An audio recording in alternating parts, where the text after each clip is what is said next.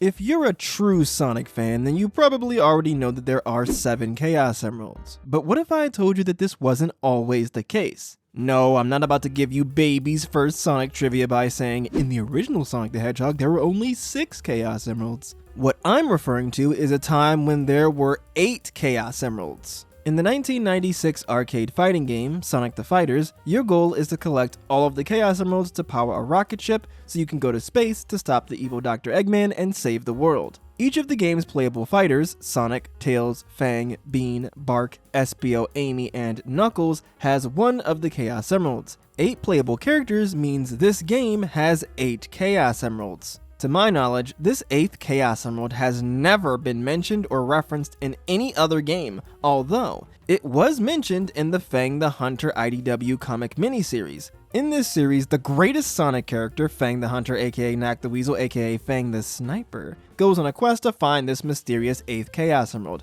and he ends up getting Bark and Bean involved as well. I won't spoil it for those of you who want to check it out. Fortunately, there are more instances in the Sonic franchise with a weird number of Chaos Emeralds. You already know that Sonic 1 only has 6 Chaos Emeralds, but that isn't the only game with 6 Chaos Emeralds. The 8-bit version of Sonic 2 also only has 6 Chaos Emeralds, and the same goes for 8-bit Sonic 1, Sonic Chaos, Sonic Triple Trouble, Sonic Drift 2, Sonic Labyrinth, and Tails Adventure. It's kinda weird how 6 Chaos Emeralds was just a thing they just kept doing for 8-bit Sonic games, although it does make a lot of sense when you consider that many of those games were developed by the same company, Aspect, who worked on a number of Sega games while Sega was still in the game console market. Another one of the games developed by Aspect was Sonic Blast, where there were only 5 Chaos Emeralds, at least in the American version of the game. The American version of the game refers to them as Chaos Emeralds, but in the Japanese version of the game, they're actually Emerald Shards that were created when Eggman broke a Chaos Emerald that Sonic had into 5 pieces. So I guess technically that would mean there's only one single Chaos Emerald in this game. If we want to go in the opposite direction and look at a game with a ton of Chaos Emeralds,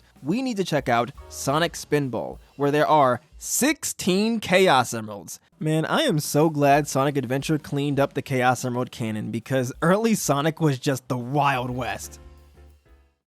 Speaking of early Sonic, you've probably seen this awesome intro cutscene from Sonic CD before. But what if I told you that this cutscene had an error? You've probably never noticed it before, and that's because you probably watched the updated version of the cutscene released in the PC version of Sonic CD. However, in the original compressed, super low-res Sega CD version of the cutscene, there are several frames of animation where Sonic has blue arms, instead of the normal tan color like his skin. Now, there are several versions of Sonic where he does have blue arms, like Sonic from Sonic Boom or Sonic from the Paramount movies. However, in the video games, Sonic has consistently been portrayed as having tan arms. This is in contrast to many of the other characters like Tails, Knuckles, and Shadow, who all have arms that match their fur color. It was confirmed in the Sonic X Shadow Takeover that Sonic does have chest hair, he just shaves it.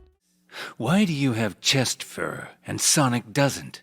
Is it because Sonic is less manly than you are? Okay, first off, we're hedgehogs, and I just like to keep it clean cut. So, it is possible that Sonic's arms naturally have blue fur, but he just shaves them. Let me know if you prefer tan arms Sonic or blue arms Sonic. But enough about Sonic CD, let's talk about Sonic 2. Now, I know what you're thinking. Why is Sonic 3 on the screen if we're talking about Sonic 2? Well, don't worry your pretty little head, you'll understand in a second. First, we need to get to the level select of Sonic 3, specifically Sonic 3 alone, not Sonic 3 and Knuckles. We get to the level select screen via a cheat code. After starting up the game, when Sonic appears on screen after the screen darkens with the Sega logo, enter the code up, up, down, down, up, up, up, up. You have until before the title screen shows up to enter the code. If you do it correctly, you'll hear a ring sound effect,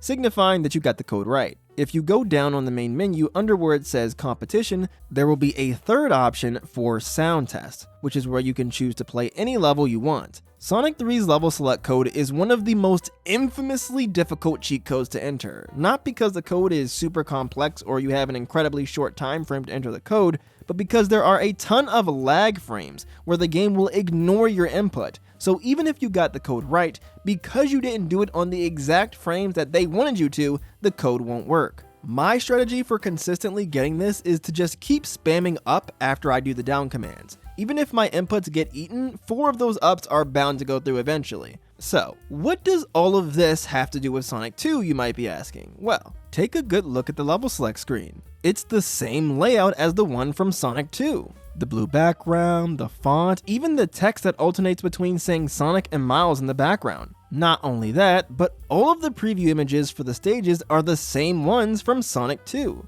Like, they literally took those images and used them for the wrong stages in Sonic 3. They used Emerald Hill's icon for Angel Island, Chemical Plant for Hedgehog City, Aquatic Ruin for Marble Garden, Casino Night for Carnival Night, Hilltop for Flying Battery, Mystic Cave for Ice Cap, Oil Ocean for Launch Base, Metropolis for Mushroom Valley, Sky Chase for Sandopolis, Wing Fortress for the Azure Lake and Balloon Park 2-player stages, the unused Hidden Palace Zone for the Desert Palace and Chrome Gadget 2-player stages, Death Egg for the Endless Mine 2-player stage and the Gumball bonus stage, and the Sonic 2 Half Pipe special stage for the Sonic 3 Blue Sphere special stages. Some of these make sense, like Emerald Hill and Angel Island are both these grassy, coastal-ish levels, Chemical Plant and Hedgehog City are both water levels, Aquatic Ruin and Marble Garden are both these archaic ruins, and Casino Night and Carnival Night are a perfect match with their flashy nighttime game vibes. Unfortunately, most of the other ones don't work or they require a big stretch. Like, I guess Ice Cap Act 1 does take place primarily in a cave like Mystic Cave.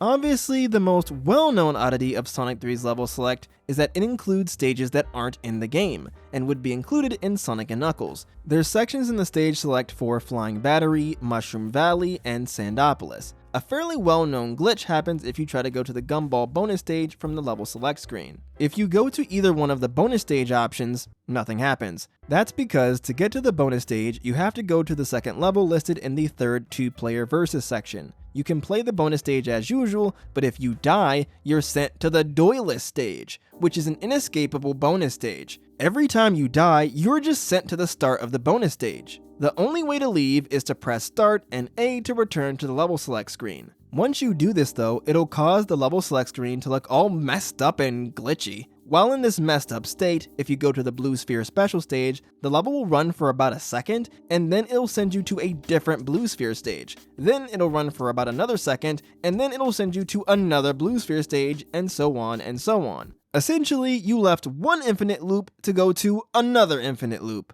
This is because, for some reason in Sonic 3, choosing the first special stage option from the level select causes the game to loop like that. And unfortunately, for some reason, the game doesn't allow you to pause the game here. So you are essentially soft locked. Fortunately, there is a way to fix this, and that's by running into a red sphere as soon as you load in to end the special stage. This takes you to whatever this says, which is, you guessed it, another infinite loop. This is essentially just the Doyless stage again, but the title card has these weird corrupted graphics, which is honestly a bit unnerving. But that's kind of what I love about Sonic 3's level select. This feels like something you're not supposed to see. It's unfinished, filled with glitches, and it gives you brief glimpses at what the next game in the series is gonna look like. It feels like you're getting a peek behind the curtain. And even the really difficult level select code adds to the sense that this is some really exclusive stuff. But anyways, I think that's it for this video.